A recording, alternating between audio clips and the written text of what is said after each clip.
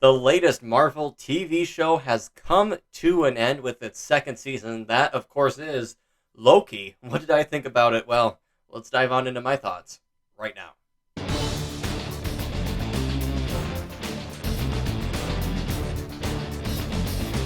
What's going on, everybody, and welcome back to the channel. I hope you guys are doing well. My name is Tyson, and we are here to talk about TV shows. That's right, we do movie reviews, movie trailer reactions, we cover major movie news on our Main One podcast, we do movie rankings, and also Oscar Mondays, where we talk all things Oscars. Alright, with that done and out of the way, we are going to be talking about Loki Season 2 in the incredible, amazing show that it was. So, with that being said, this is going to be getting into spoilers, so be warned, if you have not seen Loki, go watch it, and then come back on this video and check out some spoiler thoughts. And if you want to comment down below. Spoilers, go ahead, because it is a spoiler review / conversation. So, let's just get on into it. I thought this show was incredible. This season of Loki was pretty dang good. I mean, I was impressed by how it picked up right away in episode 1, and it really never stopped for me. I mean, I was in love with the show right away, whereas with season 1, I was along for the journey, but it wasn't my favorite edition. It was a little confusing, and there were some episodes in season 1 that kind of did lose me a little bit, and that I didn't really have a major connection to. But at the end of season 1, I still did enjoy the show, but it wasn't near my favorite. I got into season 2 from the beginning, and I loved basically every single episode. There was maybe only one episode, and that was episode 3, where we first were introduced to Victor Timely, where I was like, that was my least favorite episode, and I was just kind of like, okay. But the rest of them, I thought were great all the way through. And that's what, to me, does already make this season of Loki. It makes it the best season that Marvel has ever done for TV. And I think it's done that by a good amount, personally. But my favorite thing about this season, for sure, was the character evolution of Loki and the brilliance of Tom Hiddleston. He does a fantastic job giving this performance. I think he should be nominated. Hell, he should win for an Emmy for this performance. I think it's breathtaking, so emotional when we get to those points, and I think he's just done a phenomenal job. But right off in this first episode, we get a great introduction to OB, played by Ki-hee Kwan, last year's Best Supporting Actor winner, who I absolutely loved in this whole season. I mean, his character, OB, was a standout for me, and definitely one of my favorites to be introduced. We get the continuation of Mobius, played by Owen Wilson, and he's fantastic. So funny with his quips, and I love his relationship with Loki. It's truly a great bromance. We get some good looks at B-15 in here that I really loved. And of course, Sylvie does come back into the fold. Now, this whole time, for I'd say the first half of the season, we're kind of building up to possibly the return of Kang, or He Who Remains. He's not really shown in the first 3 episodes, but we expect him to kind of have this bigger reveal as time goes on. And while that doesn't exactly happen, we get more of He Who Remains instead of Kang. He's not referenced by Kang. He's only referenced by He Who Remains in here, which I was a little disappointed to. I wish we got to Kang, but, it worked for the show, and that was great. But the first, I'd say, half of this show was really good at setting this up, and it definitely did pay off in the end. So I think the setup here for the first 3 episodes were fantastic. Now we get into the latter half of the season, and that, of course, is where it just keeps on picking up, and the emotion of the last half of the season really does start to pick up when you see the timelines. You see that they're going to be slipping away with the pruning, and then the spaghettiness of it all when it all starts to fade away, and you can see the impact that has on Loki being like, okay, I'm going to have to be the one to step up and fix this. This is my responsibility. And that is where we get into the brilliance of episode 5 and episode 6, Glorious Purpose. I thought that episode 5 did a fantastic job. We finally figured out why Loki really did want to go back and save this entire multiverse, really. And it is because of his friends. He cares about friends. He finally has some people around him again who he can count on, who he cares about after losing his mother, his father, Thor, everything. And he's finally back to having this sort of family, and he wants to protect that and save that for himself, which I loved him finally being able to say that answer proudly. And then we get to, of course, him having to sacrifice that for a throne he has always wanted, but he reluctantly knows he has to take this one in order to save his friends. He sacrifices himself in a certain way to save the people who he loves, and that is a full completion story arc of this character of Loki. It is done brilliantly. He is now up there. I believe, he's just going through and basically the timekeeper of the multiverse. Now, am I a little confused on how we left Loki? Yes. Loki is now sitting up on that throne, kind of, we saw him at last episode, taking the timelines as they go. I guess he can, touch them now, connects them, breathes life back into them as, they turn green. And he gets up on there. He literally ascends to the throne, and then it's the tree of life. And by the way, it looks beautiful. The visual effects here were done brilliantly. But then it's also just so poetic that Loki is up there. And my question is, will he come back? Will we see a return of Loki with what he has done to He Who Remains?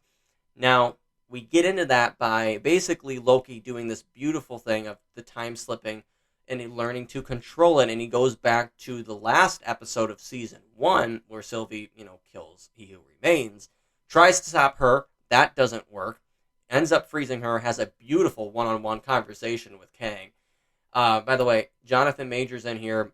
He's, personal issues aside with what's happening with him in the court case. We don't know what's going to happen with that. He does give a great performance in this season as both Victor Timely and He Who Remains once again. And we'll talk about the future of Kang possibly towards the end of the video. But that relationship or that conversation that they have together was brilliant, and I absolutely loved it. And it's Loki figuring out, I don't know if I can beat this guy, but I'm not going to give up, and I'm definitely going to try. He says, I'm going to change the equation. Now, is this equation, if you know, please let me know, because I'm still not 100% clear, but I'm going to give my thoughts on it anyway. The equation is Loki possibly breaking and starting this universal all-out war that He Who Remains says will kill everybody, including Loki's friends who he cares about. But I think maybe he either does break that equation by, creating the Tree of Life and doing what he did, or is this in He Who Remains' plan? And He Who Remains obviously paved this way too, and knows that Loki's going to be doing this, and is obviously okay with it because he set it up for him. If you know that, kind of let me know down below in the comments so I can kind of, get my mind figured out about how this whole season 2 ended.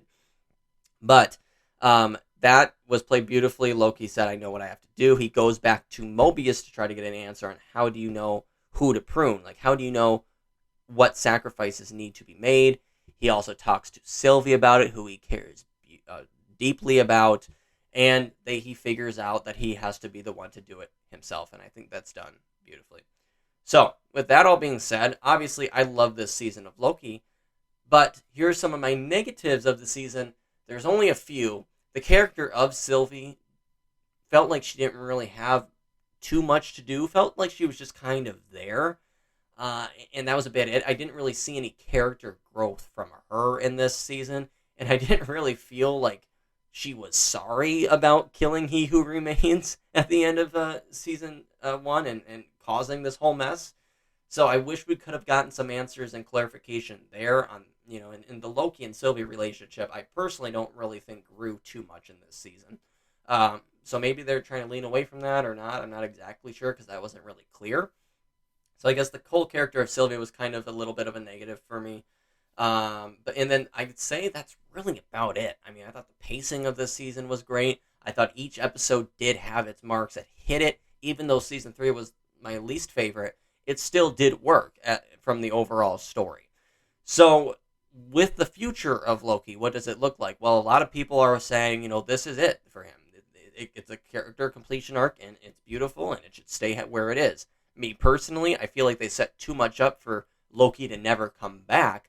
I don't think there should be another season of Loki. I think we probably see Loki either in Avengers King Dynasty if they actually do that movie, and if not, then I think he will be in Secret Wars, because I don't know if he's controlling all of time or really just holding it all together, but he's obviously doing something with the utmost importance, and I feel like that's going to be necessary in either of the two future Avengers films.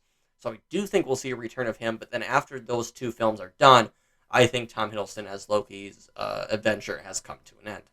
As is Kang. Now, this is a confusing thing, and it dives into some of the Variety article that released about, the chaos at Marvel. Nothing too new in that article that we didn't already know. But I think this did give Marvel an out. If they do want to go away from Kang and go into Doctor Doom, I think, this is a way for them to do it, because how this is set up is Loki basically, stopping He Who Remains in his tracks, does what, he does in Tree of Life and all that. And Kang can't really, or He Who Remains can't really do anything from that standpoint. So maybe that does shut him down in a way where Marvel could then kind of just, okay, that's it of He Who Remains, that's it of Loki, boom, done. That's out of the way. And then focus into Doctor Doom like they may be doing, depending on how Jonathan Majors' trial, depending on what that outcome is. What do I think they should do? I don't necessarily think they should do that. I think if anything is wrong with Jonathan Majors, I think what they should do, and I kind of hope they do in a way, is just recast Kang and still have him in the universe. Don't really change anything with him being the big bad here of this saga, of the multiverse saga. Just recast the character. I think that's kind of a simple answer, I guess. I don't think it's really too complex. But I'm interested. Let me know what you guys think down below on what they should do with the future of Kang and what they should do with the future of Loki. As is for me, I just said all my thoughts. Let me know yours down below. Let's have this discussion. That's kind of what the point of this video is. I just wanted to say my thoughts and have a good discussion with you, and maybe you guys can help clarify some questions I still have about what Loki is really doing at the end of the season. But like I said, because of how beautiful this entire story was and how this great character arc of Loki was, it is definitely my favorite season of Marvel television, and I hold Loki up really high now if I rank my MCU characters.